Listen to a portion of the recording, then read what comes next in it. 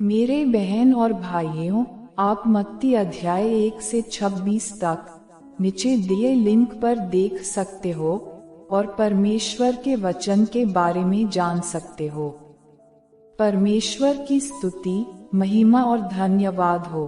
परमेश्वर के वचन के द्वारा परमेश्वर आपको आशीष दे। यीशु के नाम से आमीन। मत्ती अध्याय 27। पिलातुस के सामने यीशु। जब भोर हुई तो सब प्रधान याजकों और लोगों के पुरनियों ने यीशु को मार डालने की सम्मति की। उन्होंने उसे बांधा और ले जाकर पिलातुस हाकिम के हाथ में सौंप दिया।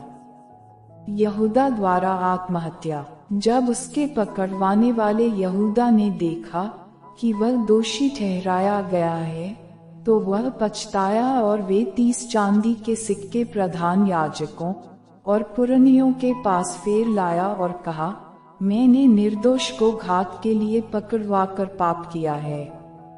उन्होंने कहा, हमें क्या, तू ही जान। तब वह उन सिक्कों को मंदिर में फेंक कर चला गया और जाकर अपने आप को फांसी दी। प्रधान याजकों ने उन सिक्कों को लेकर कहा, इन्हें भंडार में रखना उचित नहीं, क्योंकि यह लहू का दाम है।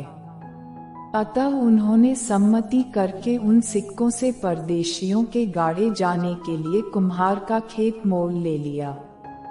इस कारण वह खेत आज तक लहू का खेत कहलाता है। तब जो वचन यिर्मयाह भविष्यद्वक्ता के द्वारा कहा गया था वह पूरा हुआ। उन्होंने वे 30 सिक्के अर्थात उस ठहराए हुए मूल्य को, जिसे इस्राएल की संतान में से कितनों ने ठहराया था, ले लिया और जैसे प्रभु ने मुझे आज्ञा दी थी वैसे ही उन्हें कुम्हार के खेत के मूल्य में दे दिया। पिलातुस के प्रश्न। जब यीशु हाकिम के सामने खड़ा था तो हाकिम ने उससे पूछा, क्या तू यहूदियों का राजा है? यीशु ने उससे कहा, तू आप ही कह रहा है। जब प्रधान याजक और पुरनिये उस पर दोष लगा रहे थे तो उसने कुछ उत्तर नहीं दिया। इस पर पिलातुस ने उससे कहा, क्या तू नहीं सुनता कि ये तेरे विरोध में कितनी गवाहियां दे रहे हैं? परंतु उसने उसको एक बात का भी उत्तर नहीं दिया, यहाँ तक कि हाकिम को बड़ा आश्चर्य हुआ। मृत्यु दंड की आज्ञा। हाकिम की यह रीति थी कि उस पर्व में लोगों के लिए किसी एक बंदी को, जिसे वे चाहते थे, छोड़ देता था। उस समय उनके यहाँ बरअब्बा नामक एक माना हुआ बंदी था। अतः जब वे इकट्ठा हुए तो पिलातुस ने उनसे कहा, तुम किसको चाहते हो कि मैं तुम्हारे लिए छोड़ दूं?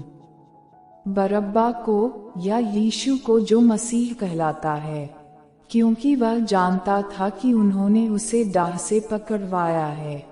जब वह न्याय की गद्दी पर बैठा हुआ था तो उसकी पत्नी ने उसे कहला भेजा, तू उस धर्मी के मामले में हाथ न डालना, क्योंकि मैंने आज स्वप्न में उसके कारण बहुत दुख उठाया है। प्रधान याजकों और पुरनियों ने लोगों को उभारा कि वे बरअब्बा को मांग लें और यीशु का नाश कराएं। हाकिम ने उनसे पूछा, इन दोनों में से किसको चाहते हो कि मैं तुम्हारे लिए छोड़ दूं? उन्होंने कहा, बरअब्बा को। पिलातुस ने उनसे पूछा, फिर यीशु को, जो मसीह कहलाता है, क्या करूं? सब ने उससे कहा, वह क्रूस पर चढ़ाया जाए। हाकिम ने कहा, क्यों, उसने क्या बुराई की है? परंतु वे और भी चिल्ला चिल्लाकर कहने लगे, वह क्रूस पर चढ़ाया जाए। जब पिलातुस ने देखा कि कुछ बन नहीं पड़ता परंतु इसके विपरीत हुल्लड़ बढ़ता जाता है, तो उसने पानी लेकर भीड़ के सामने अपने हाथ धोए और कहा, मैं इस धर्मी के लहू से निर्दोष हूँ, तुम ही जानो। सब लोगों ने उत्तर दिया, इसका लहू हम पर और हमारी संतान पर हो। इस पर उसने बरअब्बा को उनके लिए छोड़ दिया और यीशु को कोड़े लगवाकर सौंप दिया कि क्रूस पर चढ़ाया जाए। सिपाहियों द्वारा यीशु का अपमान। तब हाकिम के सिपाहियों ने यीशु को किले में ले जाकर सारी पलटन उसके चारों ओर इकट्ठी की और उसके कपड़े उतारकर उसे लाल रंग का बागा पहनाया और कांटों का मुकुट गूंथकर उसके सिर पर रखा और उसके दाहिने हाथ में सरकंडा दिया और उसके आगे घुटने टेककर उसे ठट्ठों में उड़ाने लगे और कहा, हे यहूदियों के राजा, नमस्कार। और उस पर थूका और वही सरकंडा लेकर उसके सिर पर मारने लगे। जब वे उसका ठट्ठा कर चुके तो वह बागा उस पर से उतारकर फिर उसी के कपड़े उसे पहनाए और क्रूस पर चढ़ाने के लिए ले चले। यीशु का क्रूस पर चढ़ाया जाना। बाहर जाते हुए उन्हें शमौन नामक एक कुरेनी मनुष्य मिला। उन्होंने उसे बेगार में पकड़ा कि उसका क्रूस उठाकर ले चले। उस स्थान पर जो गुलगुता अर्थात खोपड़ी का स्थान कहलाता है, पहुंचकर उन्होंने पित्त मिलाया हुआ दाखरस उसे पीने को दिया, परंतु उसने चख कर पीना ना चाहा। तब उन्होंने उसे क्रूस पर चढ़ाया और चिट्ठियां डालकर उसके कपड़े बांट लिए और वहां बैठकर उसका पहरा देने लगे और उसका दोषपत्र उसके सिर के ऊपर लगाया कि यह यहूदियों का राजा यीशु है। तब उसके साथ 2 डाकू, एक दाहिने और एक बाएं, क्रूसों पर चढ़ाए गए। आने जाने वाले सिर हिला हिलाकर उसकी निंदा करते थे और यह कहते थे, हे मंदिर के ढाने वाले और 3 दिन में बनाने वाले, अपने आप को तो बचा। यदि तू परमेश्वर का पुत्र है तो क्रूस पर से उतर आ। इसी रीति से प्रधान याजक भी शास्त्रियों और पुरनियों समेत ठट्ठा करके कहते थे, इसने औरों को बचाया और अपने आप को नहीं बचा सकता। यह तो इस्राएल का राजा है। अब क्रूस पर से उतर आए तो हम उस पर विश्वास करें। उसने परमेश्वर पर भरोसा रखा है। यदि वह इसको चाहता है तो अब इसे छुड़ा ले, क्योंकि इसने कहा था, मैं परमेश्वर का पुत्र हूँ। इसी प्रकार डाकू भी जो उसके साथ क्रूसों पर चढ़ाए गए थे, उसकी निंदा करते थे। यीशु का प्राण त्यागना। दोपहर से लेकर तीसरे पहर तक उस सारे देश में अंधेरा छाया रहा। तीसरे पहर के निकट यीशु ने बड़े शब्द से पुकार कर कहा, एली एली लमा शबक्तानी, अर्थात हे मेरे परमेश्वर, हे मेरे परमेश्वर, तूने मुझे क्यों छोड़ दिया। जो वहां खड़े थे उनमें से कितनों ने यह सुनकर कहा, वह तो एलिय्याह को पुकारता है। उनमें से एक तुरंत दौड़ा और स्पंज लेकर सिरके में डुबोया और सरकंडे पर रखकर उसे चुसाया। औरों ने कहा, रह जाओ, देखें एलिय्याह उसे बचाने आता है कि नहीं। तब यीशु ने फिर बड़े शब्द से चिल्लाकर प्राण छोड़ दिए। और देखो, मंदिर का पर्दा ऊपर से नीचे तक फटकर 2 टुकड़े हो गया और धरती डोल गई और चट्टानें तड़क गईं और कब्रें खुल गईं और सोए हुए पवित्र लोगों के बहुत से शव जी उठे और उसके जी उठने के बाद वे कब्रों में से निकलकर पवित्र नगर में गए और बहुतों को दिखाई दिए। तब सूबेदार और जो उसके साथ यीशु का पहरा दे रहे थे, भूकंप और जो कुछ हुआ था उसे देखकर अत्यंत डर गए और कहा, सचमुच यह परमेश्वर का पुत्र था। वहां बहुत सी स्त्रियां जो गलील से यीशु की सेवा करती हुई उसके साथ आई थीं, दूर से यह देख रही थीं।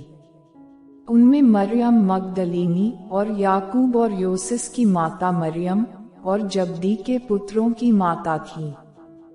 यीशु का गाड़ा जाना। जब सांझ हुई तो यूसुफ नामक अरिमतिया का एक धनी मनुष्य, जो आप ही यीशु का चेला था, आया। उसने पिलातुस के पास जाकर यीशु का शव मांगा। इस पर पिलातुस ने दे देने की आज्ञा दी। यूसुफ ने शव लिया, उसे उज्ज्वल चादर में लपेटा और उसे अपनी नई कब्र में रखा जो उसने चट्टान में खुदवाई थी, और कब्र के द्वार पर बड़ा पत्थर लुढ़काकर चला गया। मरियम मगदलीनी और दूसरी मरियम वहां कब्र के सामने बैठी थीं। कब्र पर पहारा। दूसरे दिन जो तैयारी के दिन के बाद का दिन था, प्रधान याजकों और फरीसियों ने पिलातुस के पास इकट्ठे होकर कहा, हे महाराज, हमें स्मरण है कि उस भरमाने वाले ने जब वह जीवित था कहा था, मैं 3 दिन के बाद जी उठूंगा। अतः आज्ञा दे कि तीसरे दिन तक कब्र की रखवाली की जाए, ऐसा न हो कि उसके चेले आकर उसे चुरा ले जाएं और लोगों से कहने लगे, वह मरे हुओं में से जी उठा है। तब पिछला धोखा पहले से भी बुरा होगा। पिलातुस ने उनसे कहा, तुम्हारे पास पहरुए तो हैं, जाओ अपनी समझ के अनुसार रखवाली करो। अतः वे पहरुओं को साथ लेकर गए और पत्थर पर मोहर लगाकर कब्र की रखवाली की। मत्ती अध्याय 28। यीशु का पुनरुत्थान। सबत के दिन के बाद सप्ताह के पहले दिन पौ फकते ही मरियम मगदलीनी और दूसरी मरियम कब्र को देखने आईं। और देखो, एक बड़ा भूकंप हुआ, क्योंकि प्रभु का एक दूत स्वर्ग से उतरा और पास आकर उसने पत्थर को लुढ़का दिया और उस पर बैठ गया। उसका रूप बिजली का सा और उसका वस्त्र पाले के समान उज्ज्वल था। उसके भय से पहरुए कांप उठे और मृतक समान हो गए। स्वर्गदूत ने स्त्रियों से कहा, मत डरो, मैं जानता हूँ कि तुम यीशु को जो क्रूस पर चढ़ाया गया था ढूंढती हो। वह यहाँ नहीं है, परंतु अपने वचन के अनुसार जी उठा है। आओ, यह स्थान देखो जहाँ प्रभु पड़ा था, और शीघ्र जाकर उसके चेलों से कहो कि वह मृतकों में से जी उठा है, और वह तुमसे पहले गलील को जाता है, वहाँ उसका दर्शन पाओगे। देखो, मैंने तुमसे कह दिया।